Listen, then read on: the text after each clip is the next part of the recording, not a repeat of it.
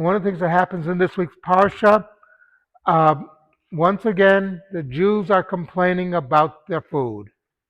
I know it's shocking that the Jews are complaining, but our history of complaining goes all the way back.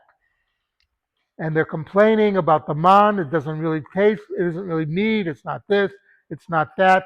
Oh, we remember back in Egypt all the good food we had. And you want to jump up there and say, you idiots, you were slaves. Maybe you got leftovers from the table, but you didn't get the main course. So, what's the important, so it's a good question. Why are they complaining when they were slaves? And a slave, of course, is a slave. Don't you want to be free? And the answer, of course, is the obvious. Being a slave is easy. You do what your master tells you to do. You don't have any worries. The master just takes care of you. It's a social system. I remember that back in about the year 2000, my wife and I were in Prague and we got a tour called the Velvet Revolution Tour, meaning the time that the Czechs overthrew the communist government. And somebody on the tour said, "Well, didn't you have it good under the communists?" And the guide said, "Yeah, we had food.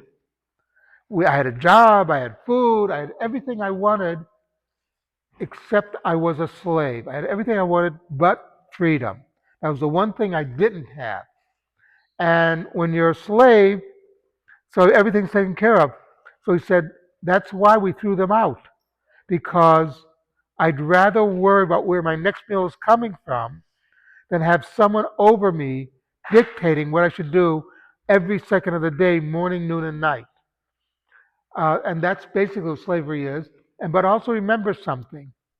One of the reasons we spent so much time in the midbar, in the wilderness, was that God wanted to shake the slavery out of us.